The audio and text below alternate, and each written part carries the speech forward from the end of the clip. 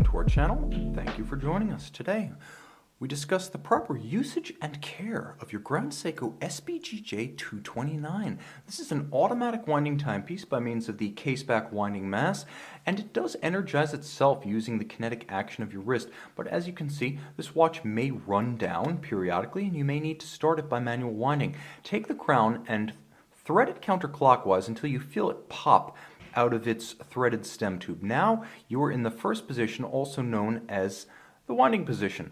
Now turn the watch crown 30 to 40 times.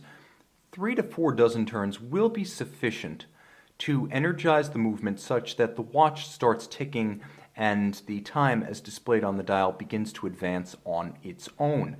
It's important to remember that you can actually wind this watch entirely by manual means up to its maximum rated power reserve of approximately 55 hours. Listen for a subtle click or tick from within the watch. That'll be your audible signal that the bridle style mainspring is slipping to relieve excess strain. It does this by design. It relieves excess tension once it's fully wound, and you cannot overwind this automatic timepiece. So just listen for that audible sign that you're there. Now, there are a couple of different ways to set the watch. It is a GMT timepiece, which means it has a second independent time zone that's indicated by one hand that makes a single sweep of the dial, and you can see the 24-hour calibration on the bezel, per day. One sweep of the dial per day, and it can be set differently from the time at center, so they can keep track of two different time zones. You want to stop that seconds hand directly at 12 o'clock, and your hands will not be gloved, but you will not slip on the crown for that reason, but you want to stop the seconds hand directly at 12 o'clock. And the first thing you want to do is set that reference time. So set the time zone where you are not. Let's say, for example, it is 2:30 in the afternoon in the reference time that I'm tracking. So my friends are in a place where it's 2:30 in the afternoon. I'm going to first set that GMT hand because I can only move it in this stop seconds mode. Once I go into the local hour mode, I'm not going to be able to move that 24-hour hand. So I set it to 2 in the afternoon, and what I'm going to do is I'm going to look up an online atomic clock that's accurate to that time zone, and I'm going to set the right hour and then the next nearest minute with my minute hand. So I'm going to set my minute hand to the next nearest minute. I do this so that that reference time I'm looking at can catch up to the time I've set. So once the reference time catches up to the hour, minute, and second, and remember, you're going to stop that seconds hand directly at 12 before setting. Once it catches up, that instant you push the crown back in, resume the beat of the balance. Now we're keeping time. Okay, next, there's an intermediate position between winding and that stop seconds or full setting mode. Let me see if I nailed it. I did. And this intermediate position between winding and full setting allows me to move that local hour hand. The way you set the local hour is first roll through one date change so you know whether you're looking at AM or PM. Okay, now I'm looking at AM. And the minute hand is used to reference the minute in both time zones. So that isn't set. I'm only setting the local hour. And remember, that local hour can drive the date in either direction as you cross the international date line. So it's a very helpful feature for travelers. Also remember, the date is driven exclusively by that local hour hand. So let's say where I am, since we just rolled through the date change, where I am, it is just past 4:36 in the morning. Okay, now I'm going to push that crown back in, and I'm going to screw the crown back in. Your hands will not be gloved. This is quite simple with actual human skin.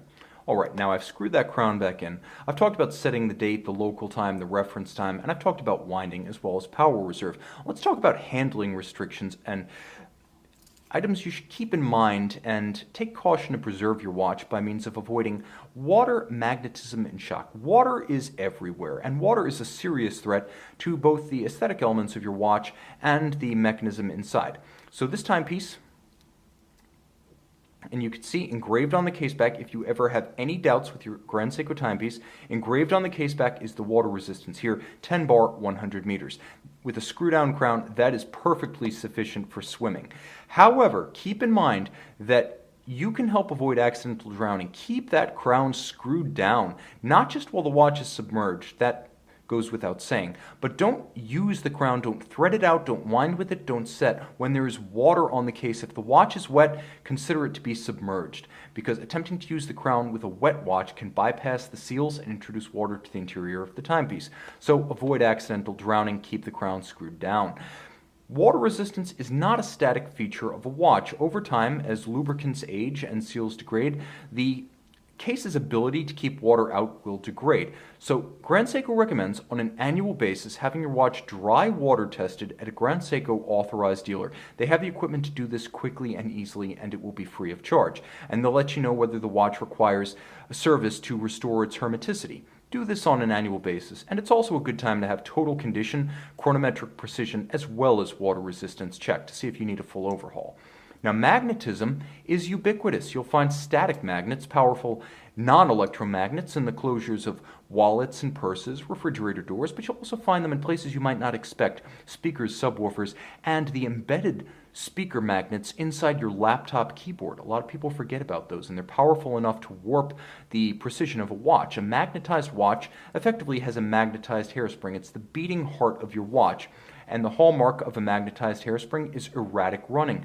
Very quickly, very slowly, but it will not keep good time. And if you suspect your watch has become magnetized, take it to a Grand Seiko authorized dealer where they can quickly and easily, and again, free of charge, demagnetize your watch. Concussion and shock, however, can cause more permanent damage to your watch. First, at a bare minimum, serious concussion can cause the watch to run without precision.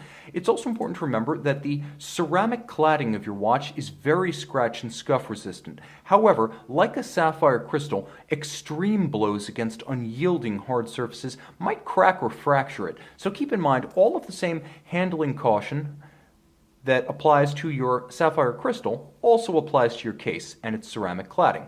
Now, it's also important to remember that the watch should not be used during concussive activities that might damage the case, the seals, the sapphire, and the mechanism. So disuse the watch during batting, tennis, golf, firearms marksmanship, or the riding of ATVs and mountain bikes.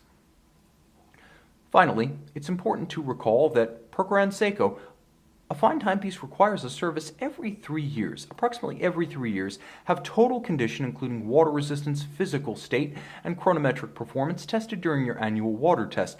If required, service exclusively with a Grand Seiko authorized service center or the factory itself, as these agencies solely have the trained personnel, specialized tools, and original Grand Seiko replacement parts to protect the value of your watch as both instrument and as investment. Moreover, only these agencies are able to back all parts and labor invested with a Grand Seiko factory service warranty. Finally, visit our website at govbergwatches.com and call, text, or email our experts, myself included, who will be happy to walk you through every phase of the usage, care, and full ownership experience of this or any Grand Seiko timepiece.